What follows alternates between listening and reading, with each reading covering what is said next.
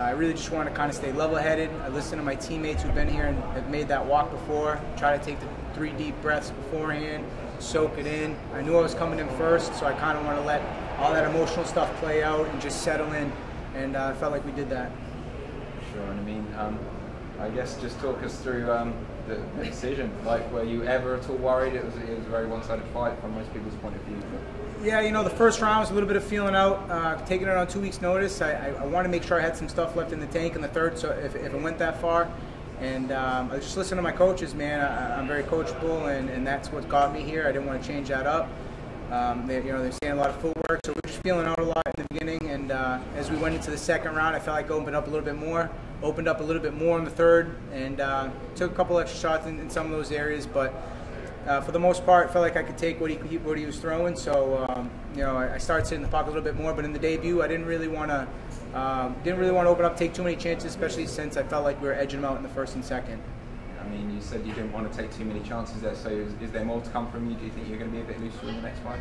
Yeah, I definitely got a lot more to put out there. I definitely held back a little bit for debut purposes and just trying to solidify the win, as well as the 2-week camp, and really making sure, I know he's a durable kid, tough kid, ranked, so I did want to make sure that I didn't get too cocky or anything, leave my hands low, take any crazy shots, because he can capitalize, What kind of shape were you in when you took the fight? Did you have to cut a lot of weight? Probably the worst shape in the last 10 months, to be honest. I just got back from corner of my teammate Rob Font in Vegas 8 days in a row. Came back, weight was good. I was surprised about that. We work with perfecting athletes now. They got me walking 10 pounds lighter than I normally do. So that was a blessing in itself, that when I did get this opportunity that I was waiting for my whole life, I was worried about making short notice weight, and it wasn't an issue this time. I actually came in the day before weigh-ins and cut less than I did my last fight. So weight was good. I just didn't know where my cardio stood, and that's why we were kind of doing a lot of footwork, picking our battle, and I reserved enough to get the decision, man. I'm very, very happy with everything that went down tonight. You've been in this sport for a long time. To finally get the call, but it being on 2 weeks' notice, how do you balance those emotions? Like, was there a part of you that said, you know what, I'm not going to take this because you've been waiting for so long? Well, not in that sense. It was more like a holy shit. The phone call came in. Am I ready? All these doubts. You fill with fears and doubts. To get that phone call, to take it, I noticed that I shine best when I put my back against the wall and fight my way out of these situations that we get ourselves in. You learn a lot about yourself in these opportunities, and like I was saying, opportunity waits for no one. If I didn't step up and take this shot, who knows when I get another one? And then I'm not trying to live with the regret. I'm very happy that I listened to my coaches, my management, Tyson Chartier. We stepped up, we took the opportunity, and we powered through, man. Definitely a lot of emotions, but like I said, I really, really focused on not playing into any of them, and I'm going to reflect on them now that we're on the other end. Are you still a promoter? Do you still have your own promotion? Yes, sir. It's very fulfilling. I love providing a stage for local guys to get this opportunity that I got, to get to the next level. I love building guys to that opportunity, and currently my next show September. So the week before I went for Rob's fight, I actually had an event. So I didn't really get too much training preparing. It's just like a fight, but I had a show in July, and then I went right into Rob Font's fight camp, 8 days in Vegas. So those 2 weeks were tough before I took the 2-week fight, but we came in and we just worked hard and powered through. As Coach Mark Delagrati says, the only way out is through. How does your experience as a promoter change how you approach your career as a fighter? I think they go hand in hand. As far as I haven't really settled in on it completely yet, but I know that they benefit from each other. When I promote, I'm in the gyms training. I'm dropping off tickets still to the fighters that are selling tickets to make their money, grinding. And when I'm dropping off those tickets, I'm training with them. I'm making a session out of it. And it allows me to cross-train, allows me to really get thick in the MMA community from New England. It's a tight-knit area, and I'm just proud to represent them on the national stage tonight. How long do you see yourself being a promoter for? Do you think there's going to be a point in your fighting career where you might have to pick between the two? Well, I'll tell you what, man. Fighting on a local level, the money's not always there. So I had to make a decision.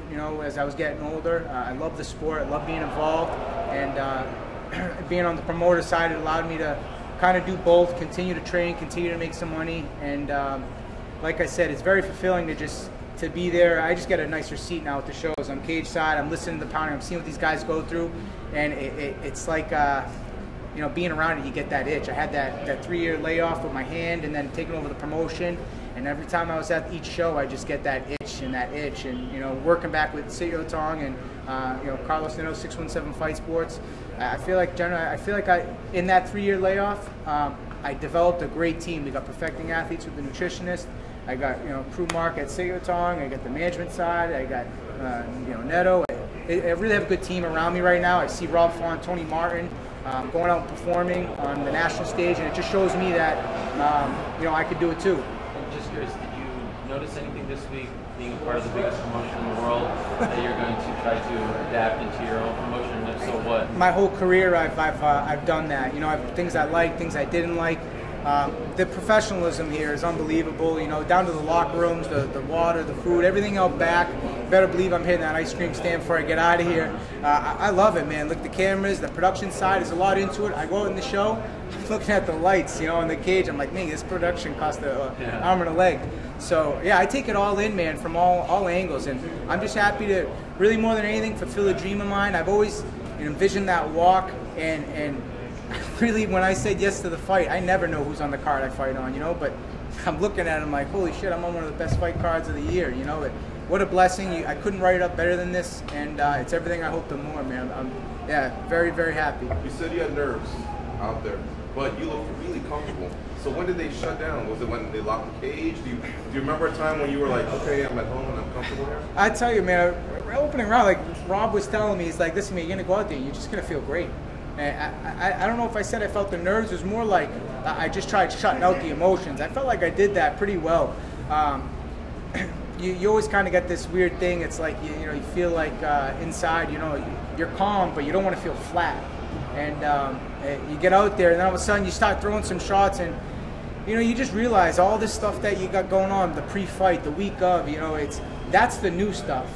But when you get in the cage, that's what you've done your whole career. So I just tried shutting out everything leading up, you know, relying on my coaches and my team for getting me ready for that opportunity when I stepped in there and the door shut. And from there, it's what I've done my whole career. So yeah, really good coaches, good teammates, walking me through it, telling me what to expect beforehand. And like I said, I came back from Rob Font's fight 8 days in a row. I was just there for the whole process, you know, really helped bridge the gap for this opportunity. I felt like I've been here before, you know. Anyone else you look at in the division and you think that's a fun fight? Man, you know, I just took out top, you know, one of the top guys, top 15 in the featherweight division. That's on 2 weeks' notice.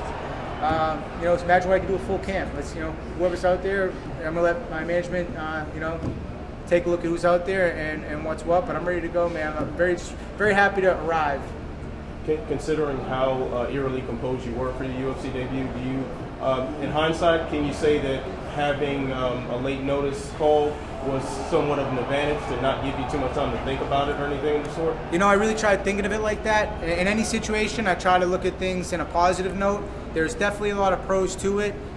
With the weight being where it's at, I really, you know, the weight cut wasn't too much. I didn't go through a hard camp, didn't beat the hell out of myself in training. It was a lot of mitt work, a lot of sharpening up, a lot of road work. You know, just kind of dotting the I's, crossing the T's, and not forgetting that I've done this my whole life. You know what I mean? And that's the big thing, not overthinking it, and just coming out and making the best of every opportunity that's in front of you. No matter how big, you step up and make the best of it, and that's what we did, man. You know. Yeah, so definitely some pros on the short notice camp. I wouldn't recommend it for all the fights, but I took a lot away from it this time. Thanks, guys. Thank you all. Appreciate it.